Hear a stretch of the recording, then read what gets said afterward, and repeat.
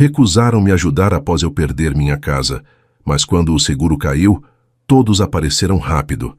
Acordei com um cheiro estranho. Não era o café que Lúcia costumava fazer de manhã cedo, naquela rotina que eu tanto sentia falta desde que ela se foi. Era algo químico, sufocante, que entrou pelas narinas e me fez abrir os olhos de uma vez. A casa estava escura, mas havia uma claridade estranha vindo da sala. Levantei da cama com o coração disparado e quando abri a porta do quarto, vi fogo. As chamas subiam pela parede da sala, lambendo a madeira do armário que eu mesmo havia restaurado anos atrás. A fumaça preta tomava conta de tudo, ardendo nos olhos, queimando a garganta. Tentei gritar, mas a voz saiu fraca, abafada pelo crepitar do fogo que devorava minha casa. Corri até a cozinha, peguei uma panela, joguei água, mas era inútil. O fogo já tinha vencido. Peguei a carteira e os documentos que estavam em cima da geladeira, vesti o chinelo que estava na porta dos fundos e saí correndo para o quintal. De longe, vi as janelas da sala estourando, vidro caindo no chão, o calor tão forte que nem conseguia chegar perto. Os vizinhos começaram a aparecer, Dona Aparecida gritando, seu Arlindo já ligando para os bombeiros. Fiquei ali parado, no meio da rua, vendo tudo desmoronar. A casa onde criei meus 3 filhos. A casa onde Lúcia passou os últimos dias antes de partir. A casa que eu construí tijolo por tijolo, com o dinheiro suado de mais de 30 anos consertando geladeira, ar-condicionado, freezer. Tudo virando cinza. Os bombeiros chegaram, mas já era tarde. Apagaram o fogo, mas não salvaram nada. As paredes ficaram pretas, o teto caiu, os móveis viraram carvão. Meu baú de ferramentas, os móveis de madeira de lei que eu restaurava nos finais de semana, as fotos da Lúcia, tudo perdido. Só sobrou o terreno e a roupa do corpo. Um dos bombeiros veio até mim, colocou a mão no meu ombro e disse que foi curto-circuito, coisa velha na fiação. Eu mal conseguia ouvir. Olhava para o que restou e não reconhecia mais nada. Sentei na calçada, as mãos tremendo e peguei o celular. Liguei para o Ricardo. Ele atendeu depois de alguns toques, a voz irritada, ainda com sono. Pai, que foi? São 5:30 da manhã. Ricardo, a casa pegou fogo. Perdi tudo, filho. Preciso de ajuda. Silêncio do outro lado. Depois um suspiro. Tá, deixa eu ver o que eu posso fazer. Eu te ligo mais tarde. E desligou. Liguei para a Juliana. Ela atendeu mais rápido, mas a voz estava fria. Pai, que aconteceu? A casa pegou fogo, Ju. Não tenho mais nada. Será que eu posso ficar uns dias com você e o Tiago? Ela demorou para responder. Ouvi ela conversando baixo com alguém do lado. Pai, a gente está reformando aqui. Não tem quarto disponível agora. Mas eu vou ver se consigo te ajudar de algum jeito, tá? Depois a gente conversa. E também desligou. Minha última esperança era o Marcelo. Ele sempre foi o mais próximo, o que mais ligava, o que mais perguntava como eu estava. Liguei para ele, o peito apertado, rezando para que ele dissesse sim. Alô, pai? Marcelo, filho, a casa pegou fogo. Eu não tenho para onde ir. Um silêncio longo. Depois, a voz dele baixa, quase envergonhada. Pai, eu queria poder ajudar, mas estou morando com a Bruna agora e ela não se sente confortável com mais gente em casa. Desculpa, pai. Eu não sei o que fazer. Desliguei sem dizer mais nada. Fiquei olhando para a tela do celular, para os nomes dos meus 3 filhos, e não acreditava no que estava acontecendo. Eles todos tinham casa, quarto sobrando, condição. Eu ajudei cada um deles quando precisaram. Paguei faculdade da Juliana. Dei dinheiro para o Ricardo abrir a loja. Ajudei o Marcelo quando ele ficou desempregado. E agora, quando era eu que estava no chão, nenhum deles abriu a porta. Dona Aparecida veio até mim, os olhos vermelhos, o rosto marcado pela preocupação. Antônio, você vai vir comigo. Eu tenho um quartinho lá nos fundos. Não é grande, mas você não vai dormir na rua, não. Olhei para ela. Uma senhora de quase 70 anos, viúva, que vivia com uma aposentadoria que mal dava para pagar as contas, e me ofereceu o que ela tinha, enquanto meus próprios filhos viraram as costas. Abaixei a cabeça e chorei. Se você está acompanhando essa história, deixe nos comentários de onde você está assistindo e se inscreva no canal para não perder o próximo capítulo. A história do Antônio Carlos está apenas começando. Passei o resto daquela manhã sentado na calçada, olhando os escombros. Os bombeiros foram embora. Os vizinhos voltaram para suas casas e eu fiquei ali, sozinho, tentando entender como tinha chegado naquele ponto. Dona Aparecida trouxe um café quente, um pedaço de pão com manteiga e ficou do meu lado em silêncio. Ela sabia que não era hora de palavras. O sol começou a subir, o calor batendo forte, e eu ainda não tinha para onde ir. Olhei para o celular de novo, esperando que algum dos meus filhos ligasse de volta, dissesse que tinha pensado melhor, que ia me buscar. Mas nada, nenhuma mensagem. Por volta do meio-dia, o Ricardo ligou. Atendi na primeira chamada. Pai, conversei com a Sandra aqui. A gente realmente não tem como te receber agora. Os meninos estão ocupando os quartos, a gente está sem espaço. Mas eu posso te dar uma ajuda em dinheiro se precisar. Ricardo, eu não quero dinheiro. Eu quero um lugar para dormir. Só até eu me organizar. Ele suspirou impaciente. Pai, eu já falei que não dá. A Sandra não vai aceitar. Você sabe como ela é. Eu vou te mandar R$ 200 no Pix. Usa para alguma coisa. E desligou de novo. R$ 200. Era isso que eu valia para ele. R$ 200 para sumir, para não incomodar, para não atrapalhar a vida organizada dele. Eu que dei R$ 10.000 para ele comprar o primeiro estoque da loja. Eu que passei finais de semana ajudando a reformar o depósito dele. R$ 200. A Juliana ligou no meio da tarde. Pai, desculpa pela manhã, eu estava nervosa. Mas conversei com o Tiago e a gente não pode te receber mesmo. A casa está de ponta cabeça por causa da reforma. Seria ruim para todo mundo. Mas eu posso te ajudar a procurar algum lugar para alugar, sei lá. Juliana, eu não tenho dinheiro para aluguel agora. A aposentadoria mal paga as contas. Eu só preciso de uns dias, só até eu ver o que vou fazer. Pai, não fica assim. É que a gente não pode mesmo. Eu tenho minha vida, meu casamento, minhas coisas. Você vai se virar, você sempre se virou. E ela também desligou. Você sempre se virou. Como se eu tivesse escolhido perder tudo. Como se fosse fácil recomeçar do zero aos 62 anos, sem casa, sem nada, sem ninguém. O Marcelo foi o último a se manifestar. Mandou uma mensagem no fim da tarde. Pai, sinto muito. A Bruna não quer. Disse que não conhece você direito e que seria estranho. Eu tentei, mas não consegui convencer ela. Desculpa. Li a mensagem 3 vezes. Desculpa. Como se isso resolvesse. Como se isso apagasse a dor de saber que meu próprio filho preferiu agradar uma namorada de alguns meses do que acolher o pai. Guardei o celular no bolso e olhei para a Dona Aparecida, que estava sentada do meu lado no degrau da casa dela. Dona Cida, a senhora tem certeza de que não vai ser incômodo?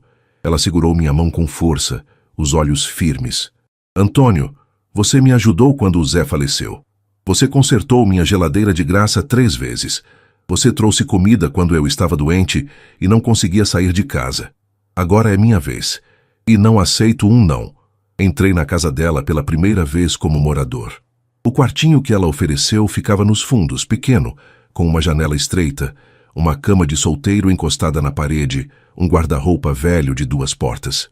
Tinha cheiro de guardado, de pouca ventilação, mas estava limpo. Dona Aparecida tinha colocado lençóis lavados, uma toalha dobrada em cima do travesseiro. Não é muito, mas é o que eu tenho. Fique à vontade, Antônio. A casa é sua também agora. Sentei na beirada da cama, as costas doendo, o corpo cansado, a alma mais ainda. Olhei ao redor e pensei em como a vida muda rápido. Ontem eu tinha uma casa, uma rotina, lembranças em cada cômodo. Hoje eu tinha um quartinho emprestado e 3 filhos que não quiseram saber de mim. Dona Aparecida preparou um jantar simples. Arroz, feijão, ovo frito, uma salada de tomate. Comemos juntos na pequena mesa da cozinha e ela tentou puxar assunto, mas eu mal conseguia falar. Agradeci pela comida, pela cama, por tudo. Ela sorriu e disse que Deus nunca abandona quem precisa, que tudo tem um propósito. Naquela noite, deitado no colchão firme demais, olhando para o teto rachado, pensei nos meus filhos. Lembrei de quando eram pequenos, de quando corriam pela casa, de quando me chamavam de herói porque eu consertava qualquer coisa. Lembrei das festas de aniversário, das formaturas, dos casamentos, de tudo que eu fiz, de tudo que eu dei. E me perguntei onde foi que eu errei. Mas no fundo eu já sabia a resposta. Eu não errei. Eles que escolheram virar as costas. Fechei os olhos e rezei. Pedi força, pedi sabedoria, pedi que Deus me mostrasse o caminho. e mesmo com o coração partido, dormi. Porque no dia seguinte eu precisava continuar. Eu sempre precisei. Acordei com o cheiro de café passado na hora. A claridade entrava pela janela estreita do quartinho, um fio de sol batendo direto no rosto. Por um segundo, achei que estava em casa, que o incêndio tinha sido só um pesadelo. Mas quando abri os olhos e vi as paredes descascadas, o guarda-roupa velho, a realidade voltou como um soco no estômago. Levantei devagar, as costas reclamando do colchão duro, e fui até a cozinha. Dona Aparecida estava lá de avental mexendo alguma coisa no fogão. Quando me viu, sorriu. Bom dia, Antônio. Dormiu bem? Bom dia, Dona Cida.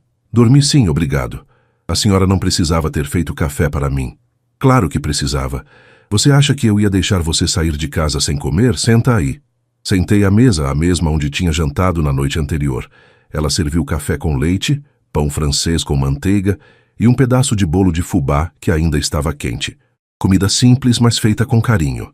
O tipo de carinho que eu não sentia há muito tempo. Enquanto eu comia, ela ficou em pé, encostada na pia, olhando pela janela para o quintal. Antônio, eu sei que você está sofrendo. Eu sei que está doendo. Mas você precisa se levantar. Não pelos seus filhos, não por ninguém, por você. Olhei para ela sem saber o que dizer. Eu criei 3 filhos sozinha depois que o Zé morreu. Trabalhei de faxineira, de cozinheira, lavei roupa para fora. E sabe o que eu aprendi? Que a gente só pode contar mesmo é com Deus e com quem realmente se importa. Família nem sempre é quem tem o mesmo sangue. Às vezes, é quem fica quando todo mundo vai embora. Aquelas palavras me acertaram fundo. Ela tinha razão.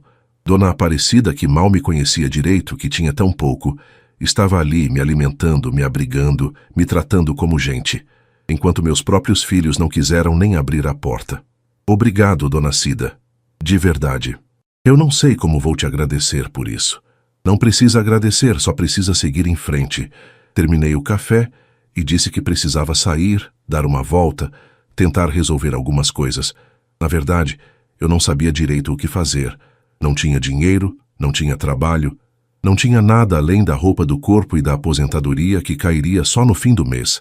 Mas ficar parado naquele quartinho, remoendo a dor, não ia resolver nada. Andei até o que sobrou da minha casa. Os escombros ainda estavam lá, fumegando, com cheiro de queimado no ar. Alguns vizinhos passaram, cumprimentaram com um aceno de cabeça, melhoras, Antônio, mas ninguém parou para conversar. As pessoas têm medo de tragédia, como se fosse contagioso. Fiquei ali, olhando para os restos do que foi minha vida, tentando ver se salvava alguma coisa. Encontrei um pedaço de moldura de foto, o vidro quebrado, a imagem da Lúcia manchada de fuligem. Limpei com a barra da camisa, guardei no bolso. Era tudo que tinha dela agora. Quando estava saindo, encontrei o seu Geraldo, um amigo da igreja, que morava 2 ruas acima. Ele vinha caminhando com uma sacola de compras e, quando me viu, parou. Antônio, eu soube do que aconteceu. Que situação, meu irmão? Como você tá? Sobrevivendo, seu Geraldo, só isso. Ele balançou a cabeça pensativo. Olha, eu não tenho muito para oferecer, mas se você quiser ganhar uns trocados, eu tô precisando de ajuda lá no depósito. Nada fixo, mas uns bicos, sabe? Carregar caixa, organizar estoque. Pago por dia trabalhado. Senti um alívio enorme. Não era muito, mas era alguma coisa. Era dignidade. Era não ficar parado, sem fazer nada, esperando a vida passar. Eu aceito, seu Geraldo. Quando o senhor quiser, eu vou. Amanhã mesmo, se puder. 7 da manhã. Leva água e um boné, que o sol tá brabo. Agradeci e voltei para a casa da Dona Aparecida. Contei para ela sobre o trabalho e ela sorriu, aliviada. Viu? Deus não abandona. Você vai se reerguer, Antônio. Tenho certeza. Passei o resto do dia ajudando ela com alguns consertos pela casa. Troquei uma torneira que pingava, ajeitei a porta do banheiro que não fechava direito. Era pouco, mas era minha forma de retribuir. À noite, antes de dormir, peguei o celular e olhei de novo para os nomes dos meus filhos. Nenhuma mensagem, nenhuma ligação, nada. Como se eu não existisse. Como se eu não tivesse passado a vida inteira dando tudo por eles. Deitei na cama, o coração pesado, mas com uma certeza crescendo dentro de mim. Eu ia me levantar. Não por eles, mas por mim. Porque eu ainda tinha valor, ainda tinha força, ainda tinha vida pela frente. E se eles não queriam fazer parte disso, o problema era deles, não meu. Fechei os olhos e pela primeira vez desde o incêndio, consegui respirar fundo. Ainda doía, mas eu ia sobreviver. Eu sempre sobrevivi. Cheguei no depósito do seu Geraldo às 7 em ponto da manhã. O lugar era simples, um galpão de telhas velhas com pilhas de engradados de cerveja, refrigerante e água empilhados até quase o teto. O cheiro era de papelão úmido e poeira, e o calor já começava a apertar mesmo sendo cedo. Seu Geraldo me recebeu com um aperto de mão firme e me mostrou o serviço. Descarregar caminhão, organizar as caixas por tipo, carregar os engradados até o depósito dos fundos. Trabalho pesado, braçal, do tipo que eu não fazia há anos, mas eu precisava. Peguei o primeiro engradado, senti o peso puxar os ombros, as costas reclamando logo de cara. Ignorei a dor e segui em frente. Um engradado, depois outro, depois mais um.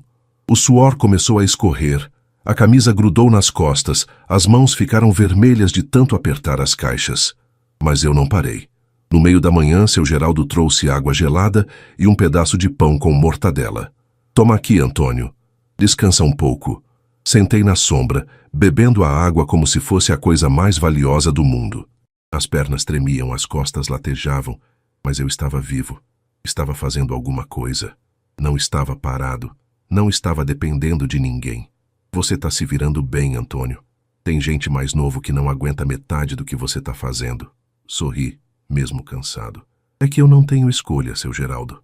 Ele assentiu, entendendo sem precisar que eu explicasse mais. No fim do dia, ele me pagou R$ 50.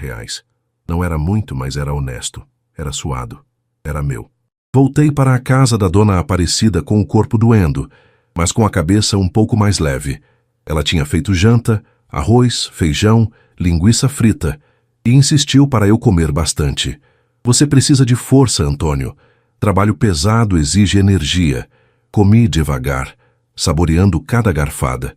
Depois do jantar, sentei na varanda com ela.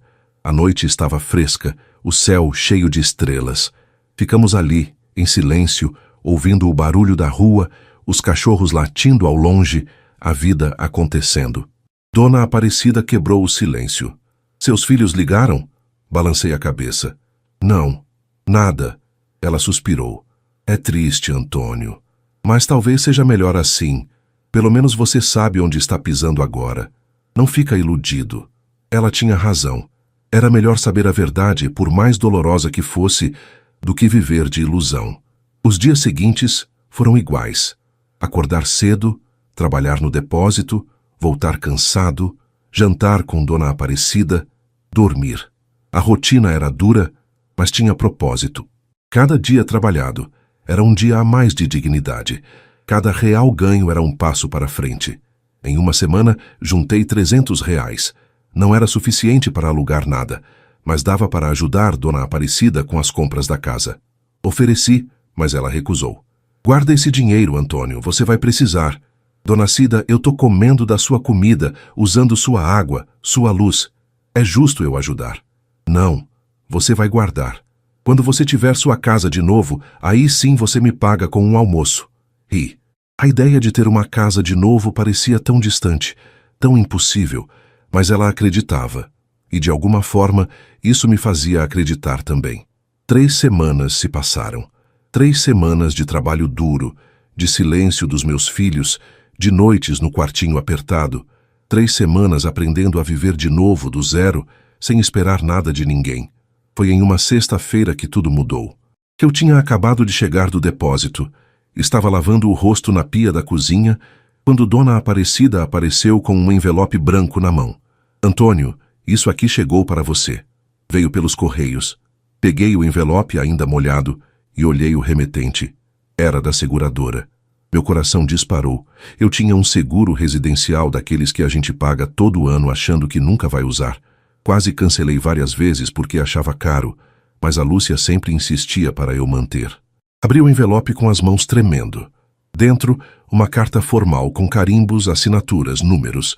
Prezado Sr. Antônio Carlos, informamos que, após análise pericial, seu sinistro foi aprovado. O valor da indenização referente à perda total do imóvel e bens segurados será de R$ 585.000. R$ 585.000. O valor será depositado em sua conta corrente no prazo de 10 dias úteis. R$ 585.000. Li de novo, e mais uma vez. Dona Aparecida percebeu minha expressão. Antônio, o que foi? Tá tudo bem? Mostrei a carta para ela sem conseguir falar. Ela leu, os olhos arregalando, a mão indo até a boca. Meu Deus do céu! Antônio, é verdade isso? É. O seguro foi aprovado. Ela começou a chorar, me abraçou apertado, rindo e chorando ao mesmo tempo. Eu sabia que Deus não ia te abandonar. Você viu? Fiquei ali, parado, segurando aquele papel sem acreditar. R$ 585.000. Dinheiro suficiente para reconstruir tudo, para recomeçar, para ter dignidade de novo. Mas antes mesmo de sentir alívio, uma certeza bateu forte no peito. Eu não ia contar para os meus filhos. Não ainda, porque eu precisava saber se eles iam aparecer. Precisava saber se o amor que eles diziam sentir por mim era real ou se só existia quando havia interesse. E algo me dizia que eu não ia gostar da resposta. O dinheiro caiu na conta exatamente 10 dias depois, como a carta prometia. Fui até o caixa eletrônico com o coração na boca. Digitei a senha com as mãos tremendo e lá estava, R$ 585.000. Não era um sonho, era real. Fiquei parado em frente ao caixa, olhando para aqueles números na tela, sem conseguir processar direito. A última vez que eu tinha visto tanto dinheiro junto foi quando vendi um terreno que o meu pai me deixou, anos atrás.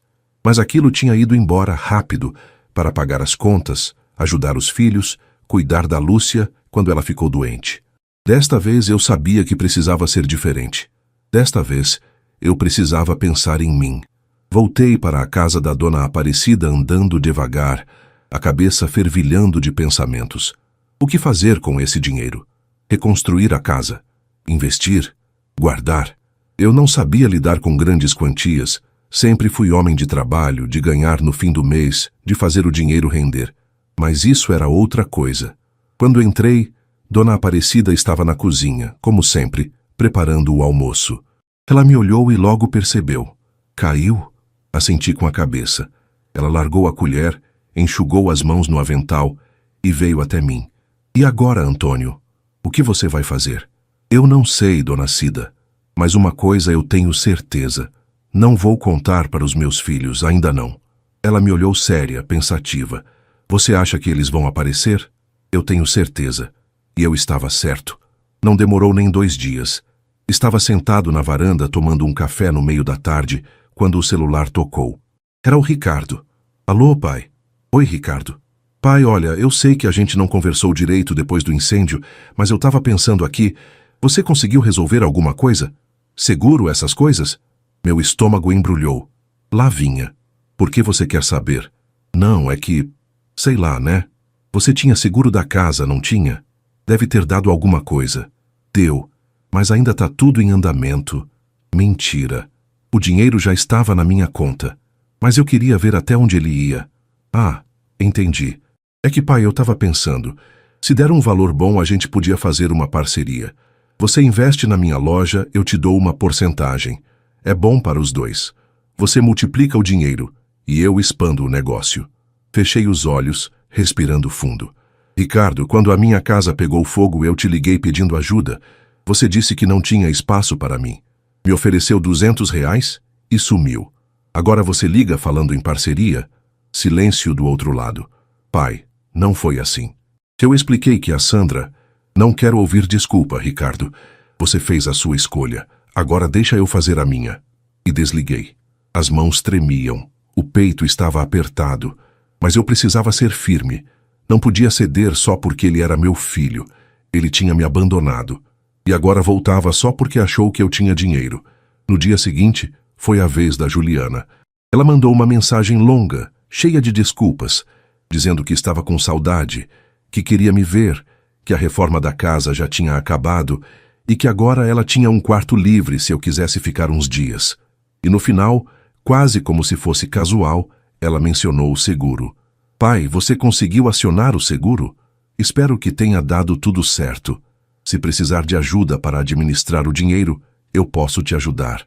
Trabalho com educação, sei organizar essas coisas. Administrar meu dinheiro. Como se eu fosse incapaz. Como se eu precisasse dela para tomar conta do que era meu. Não respondi. O Marcelo foi o último. Ele apareceu pessoalmente, na casa da dona Aparecida, no domingo de manhã. Bateu na porta, e quando abri, ele estava lá, com cara de cachorro sem dono, as mãos no bolso, a voz baixa. Oi, pai. Oi, Marcelo. Posso entrar? Olhei para trás, para a dona Aparecida, que fez um sinal de cabeça. Deixei ele entrar. Sentamos na varanda, um de frente para o outro. Pai, eu sei que eu errei. Eu sei que eu devia ter te ajudado. Mas a Bruna, ela não entendeu a situação. A gente terminou, aliás. Sinto muito. Ele balançou a cabeça. Não sente não, pai. Foi melhor assim. Eu percebi muita coisa depois que você foi embora. Percebi que eu fui covarde. Que eu devia ter enfrentado ela e ter te trazido para casa. Desculpa, pai. De verdade. Eu queria acreditar. Queria acreditar que ele estava ali por mim, não pelo dinheiro. Mas antes que eu pudesse responder, ele continuou. Pai, eu soube que o seguro saiu. O Ricardo comentou. É verdade? E ali estava. O motivo real da visita. É verdade. Ele sorriu aliviado. Que bom, pai. Você merece. Depois de tudo que passou... Olha, eu tô precisando de uma grana para abrir um negócio. Um amigo meu tá montando uma empresa de venda de consórcio e ele me chamou para ser sócio. Eu só preciso de 30 mil para entrar. Você consegue me emprestar? Eu pago em 1 ano com juros o que você quiser. Olhei para o meu filho mais novo. O que eu mais gostava. O que eu achava que era diferente.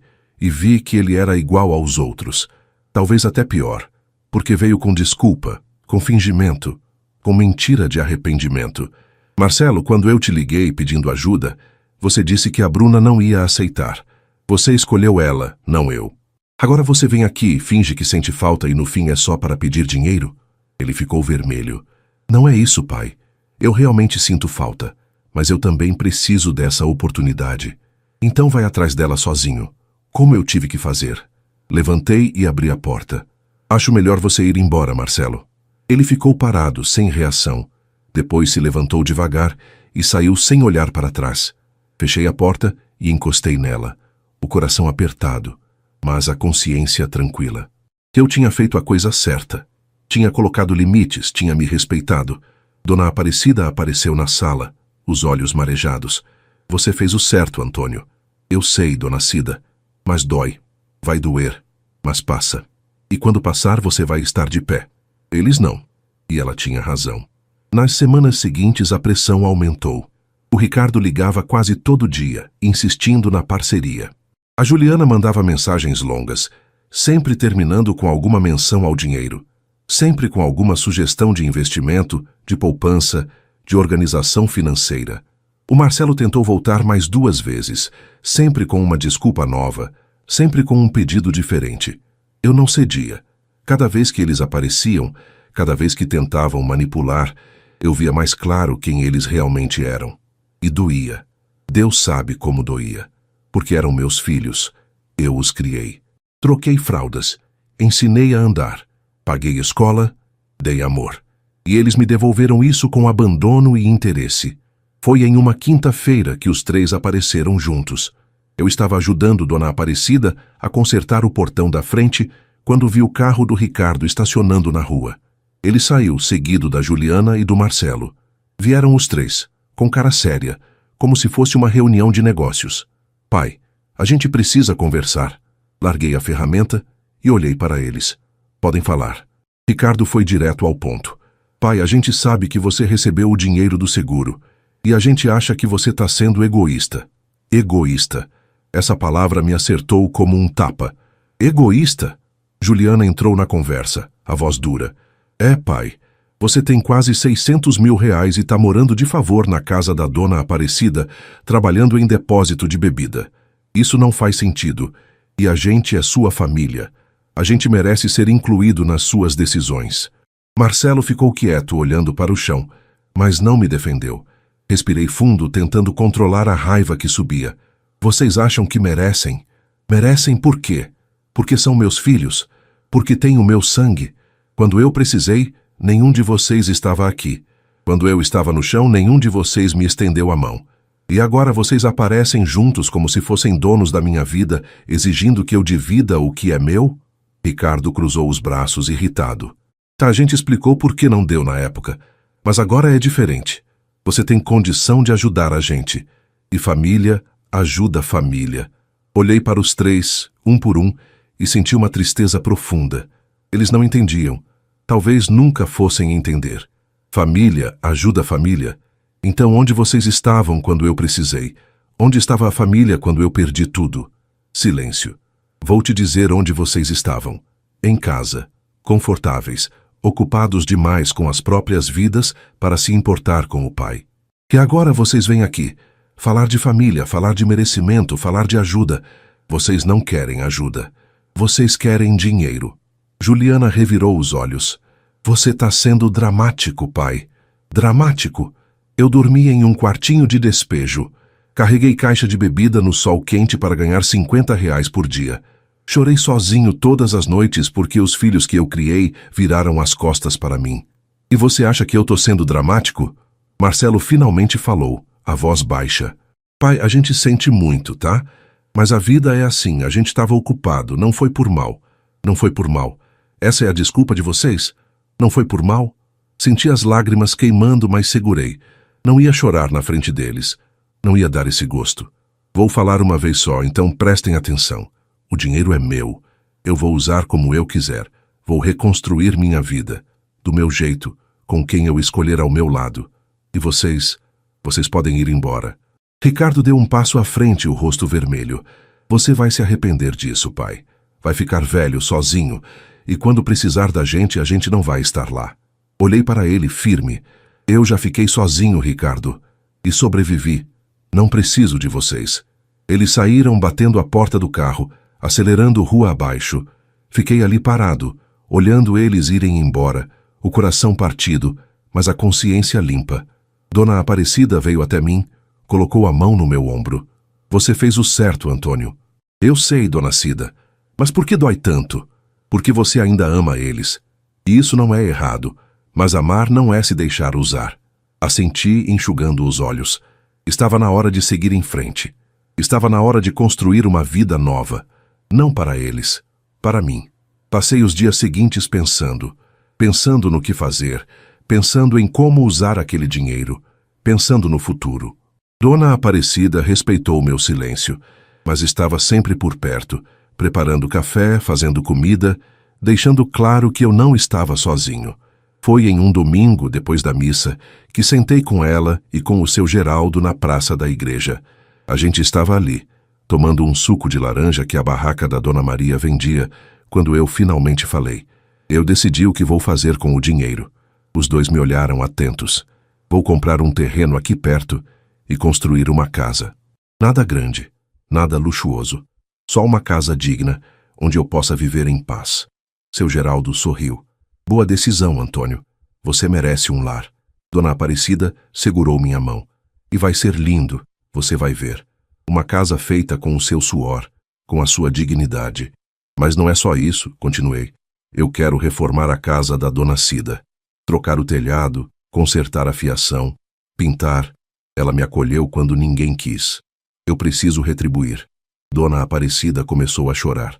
Antônio, você não precisa fazer isso. Preciso sim. E quero. Seu Geraldo limpou a garganta emocionado. E se você precisar de mão de obra, pode contar comigo. A gente faz isso juntos. Nos dias seguintes, comecei a procurar terrenos. Andei pelo bairro, conversei com vizinhos, visitei alguns lotes. Queria algo perto da Dona Aparecida, perto da igreja, perto das pessoas que realmente importavam. Não queria sair dali. Aquele lugar que antes eu achava simples demais, agora era meu verdadeiro lar.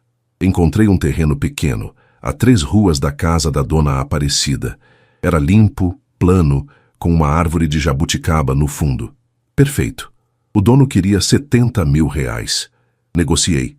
Fechei em 65 mil à vista. Contrato um mestre de obras indicado pelo seu Geraldo, um homem sério, trabalhador, que respeitava o dinheiro alheio. Planejamos tudo. 2 quartos, sala, cozinha, banheiro, uma varanda na frente. Nada extravagante, mas bem feito, com material de qualidade. A obra começou. Eu ia todo dia, acompanhava cada etapa, ajudava no que podia. Misturava cimento, carregava tijolo, conversava com os pedreiros. Sentia que estava construindo algo meu, algo que ninguém podia tirar de mim. Enquanto isso, cuidei da reforma da casa da Dona Aparecida. Troquei o telhado inteiro, refiz a instalação elétrica, pintei por dentro e por fora.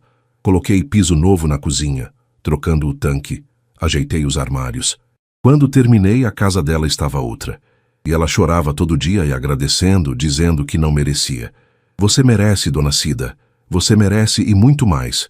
Os meus filhos não apareceram, não ligaram, não mandaram mensagem, sumiram. E, sinceramente, eu estava em paz com isso. Doía, mas era um tipo de dor diferente. Era a dor de quem fez a escolha certa, mesmo sendo difícil. Um dia, enquanto eu estava no terreno, vendo a casa tomar forma, o Marcelo apareceu. Sozinho, sem os irmãos, com a cara de quem não dormia direito há dias. Pai, posso falar com você? Olhei para ele, guardei a ferramenta e aceite. Pode. Eu sei que eu errei. Sei que fui covarde. Sei que te decepcionei. Mas, pai, eu queria poder voltar atrás. Queria ter te acolhido. Queria ter sido o filho que você merecia. A voz dele tremia. Ele estava chorando. Eu não vim pedir dinheiro. Eu não vim pedir nada. Só vim pedir perdão. E perguntar se ainda dá tempo de consertar as coisas entre a gente. Fiquei em silêncio olhando para o meu filho mais novo. Vi sinceridade nos olhos dele. Vi arrependimento de verdade. Mas também vi a dor que ele me causou. Marcelo, eu te perdoo. Mas as coisas não vão ser como antes. Você fez escolhas. Eu fiz as minhas. E agora a gente precisa lidar com as consequências. Ele assentiu, enxugando os olhos. Eu entendo, pai. Só queria que você soubesse que eu sinto muito. De verdade. Eu sei. E eu te amo, Marcelo. Mas amor não é suficiente. Respeito também importa. Ele ficou mais um tempo ali, me ajudando a carregar material, conversando sobre coisas pequenas. E quando ele foi embora, eu senti que talvez um dia a gente pudesse reconstruir alguma coisa. Mas com limites, com respeito, com verdade. A construção da casa levou 4 meses. 4 meses de trabalho, de suor, de esperança. Cada tijolo assentado era uma prova de que eu estava vivo, de que eu tinha vencido, de que eu tinha me reerguido sozinho, sem depender de quem me abandonou. A casa ficou simples, mas bonita. Paredes brancas, telhado de cerâmica, piso de porcelanato bege. A sala tinha uma janela grande que dava para a rua, a cozinha era clara e arejada. Meu quarto ficava nos fundos, silencioso, com vista para a jabuticabeira. O quarto da frente eu deixei vazio. Ainda não sabia para quê, mas estava lá. Quando terminaram, o mestre de obras me chamou para dar a última olhada antes de ir embora.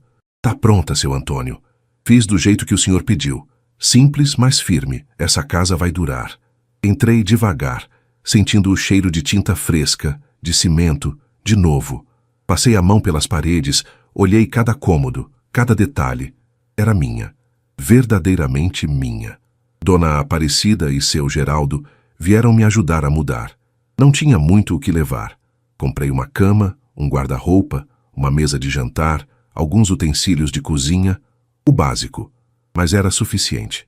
No dia da mudança, Dona Aparecida trouxe um bolo de fubá e um café fresco. Sentamos na varanda, os 3 comemorando. Você conseguiu, Antônio. Você se reergueu. Sorri, mas o peito estava apertado. Eu não teria conseguido sem vocês.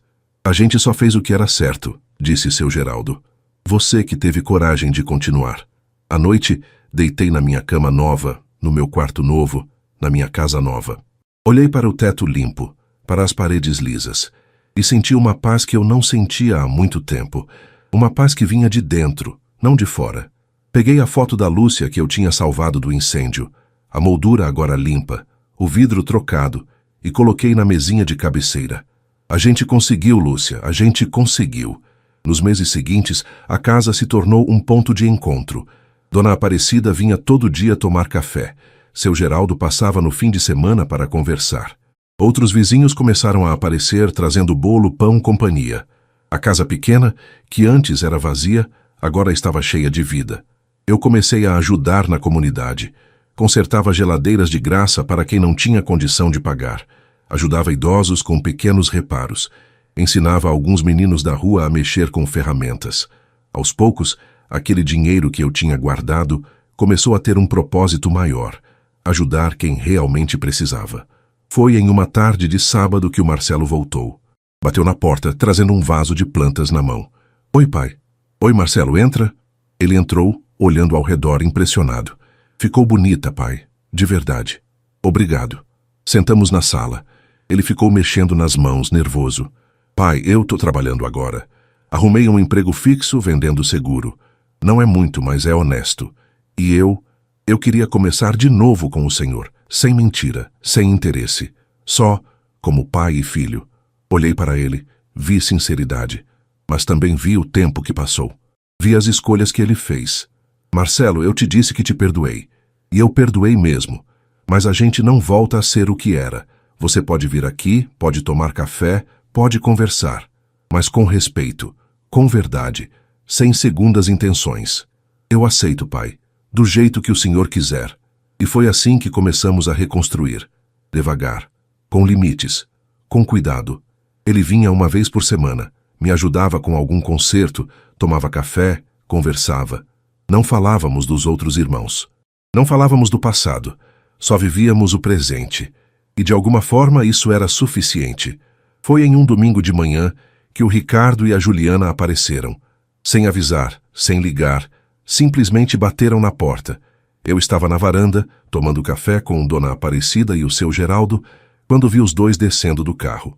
Eles vieram com cara de poucos amigos, os dois sérios, os dois prontos para brigar. Pai, a gente precisa falar com você, sério. Olhei para Dona Aparecida, que fez menção de levantar, mas segurei sua mão. Fiquem, eles podem falar na frente de vocês. Vocês são minha família de verdade. Ricardo estreitou os olhos. Família de verdade? Você está falando sério? Estou. Quando eu precisei, eles estavam aqui. Vocês não. Juliana cruzou os braços. Você está morando em uma casa nova, reformou a casa da vizinha. E a gente, que é seu sangue, não viu um centavo. Isso é justo? Justo? Vocês querem falar de justiça? Levantei, o sangue fervendo. Vocês me abandonaram. Fecharam a porta na minha cara. Me ofereceram R$ 200 e sumiram. E agora vem aqui, falar de justiça, de sangue, de família. Ricardo deu um passo à frente agressivo. Você está virando as costas para os próprios filhos. Que tipo de pai faz isso? O tipo de pai que aprendeu a se respeitar.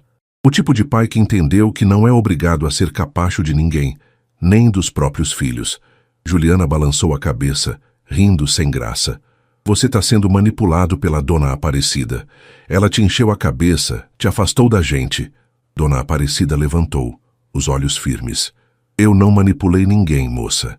Eu só acolhi um homem que vocês jogaram na rua. E se ele decidiu me ajudar, foi porque ele quis, não porque eu pedi. Ninguém pediu sua opinião, soltou Juliana ácida. Respeita ela. Cortei a voz dura. Respeita ela porque ela vale mais do que vocês dois juntos. Ricardo explodiu. Você escolheu estranhos ao invés da gente. Você é um pai horrível. Eu escolhi quem me escolheu. Respondi, firme. Vocês tiveram a chance de estar do meu lado. Preferiram o conforto, o orgulho, o egoísmo. Agora vivam com isso. Juliana apontou o dedo para mim. Você vai se arrepender. Quando você ficar doente, quando precisar de ajuda, a gente não vai estar lá. Ótimo. Porque eu também não vou estar para vocês. Eles ficaram parados, sem reação. Depois Ricardo virou as costas e saiu. Juliana o seguiu, mas antes de entrar no carro, ela gritou. Você perdeu seus filhos, pai. Não, Juliana. Respondi calmo. Vocês que perderam o pai de vocês. Eles foram embora acelerando, levantando poeira na rua. Sentei de novo na varanda, as mãos tremendo, mas o coração em paz. Dona Aparecida segurou minha mão. Você fez o certo, Antônio. Seu Geraldo assentiu. Difícil, mas certo. E era verdade. Doía, mas era a verdade. Eu tinha feito o que precisava ser feito. Tinha me respeitado. Tinha defendido quem me defendeu. E isso, no fim das contas, era tudo o que importava. 6 meses se passaram desde aquele domingo. 6 meses de paz, de rotina, de vida simples. Minha casa se tornou um refúgio, não só para mim, mas para várias pessoas da comunidade. Dona Aparecida praticamente morava lá. sempre trazendo alguma comida, sempre cuidando de mim como se eu fosse filho dela. Seu Geraldo vinha nos fins de semana. A gente jogava dominó na varanda, ria, contava histórias. Eu continuei consertando geladeiras, ajudando os vizinhos, participando da igreja. A vida tinha encontrado um novo ritmo, um ritmo que fazia sentido. E pela primeira vez em muito tempo, eu me sentia completo. Não pela casa, não pelo dinheiro, mas pelas pessoas ao meu redor. O Marcelo continuava vindo. Toda semana, sem falta. Trazia pão, ajudava com algum conserto, conversava. A gente não tocava no assunto dos outros irmãos. Ele também não tentava mais pedir dinheiro, não tentava mais me convencer de nada. Só estava ali, presente, tentando recuperar o tempo perdido. E eu respeitava isso. Respeitava o esforço dele, a mudança que ele tinha feito. Foi em uma quinta-feira, no fim da tarde, que ele chegou com uma notícia. Pai, eu vou casar. Levantei os olhos surpreso. Casar? Conheci uma moça na empresa, a Fernanda. A gente tá junto há uns meses e eu pedi ela em casamento. Ela aceitou. Sorri, genuinamente feliz. Que bom, filho. Parabéns. Ele ficou quieto por um momento, depois continuou. Eu queria muito que o senhor fosse no casamento. Sei que vai ser difícil, porque o Ricardo e a Juliana também vão estar lá, mas eu queria muito que você estivesse comigo. Respirei fundo. A ideia de ver os outros dois não me agradava, mas era o casamento do meu filho. Era um momento importante para ele, e ele estava tentando de verdade reconstruir a nossa relação. Eu vou, Marcelo, por você. Ele sorriu, aliviado, e me abraçou apertado. O casamento foi em uma chácara simples nos arredores de Juiz de Fora. Quando cheguei com Dona Aparecida e seu Geraldo ao meu lado, vi o Ricardo e a Juliana logo na entrada.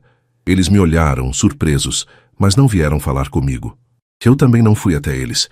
A cerimônia foi bonita. O Marcelo estava nervoso, emocionado, mas feliz. A Fernanda era uma moça simples, de sorriso fácil, que olhava para ele com amor verdadeiro. E quando eles disseram sim, eu senti orgulho. Orgulho de ver meu filho escolhendo bem, escolhendo construir algo com alicerce. Na festa, fiquei em uma mesa afastada com Dona Aparecida e seu Geraldo. A gente comeu, conversou, riu. O Marcelo veio várias vezes. Me apresentou para os amigos, para os sogros, me incluiu em tudo. E isso significava mais para mim do que qualquer pedido de desculpas. No fim da noite, quando a festa já estava esvaziando, o Ricardo veio até mim. Sozinho, as mãos nos bolsos, a cara cansada. Pai, posso falar com você? Olhei para ele, surpreso. Pode. Ele sentou. Ficou em silêncio por um tempo. Eu errei. Eu sei que errei. Fui egoísta, fui interesseiro, fui um péssimo filho. Que eu não sei se dá para consertar, mas eu queria que você soubesse que eu sinto muito. Fiquei olhando para ele, tentando sentir o que estava por trás das palavras. E vi sinceridade, mas também vi que era tarde. Tarde demais. Ricardo, eu aceito seu pedido de desculpas, mas as coisas não vão voltar a ser como antes. Você fez suas escolhas. Eu fiz as minhas. E agora, a gente precisa viver com elas. Ele assentiu, os olhos vermelhos. Eu entendo, pai. Levantou e foi embora. A Juliana não veio falar comigo. Ficou o tempo todo no canto dela, evitando olhar na minha direção. E eu não forcei nada. Se ela quisesse, ela viria. Se não, tudo bem. Eu tinha aprendido a viver sem depender da aprovação deles. No caminho de volta para casa, Dona Aparecida segurou minha mão. Como você tá? Tô bem, Dona Cida. Tô em paz. E era verdade. Eu estava em paz. Tinha uma casa, tinha amigos, tinha propósito.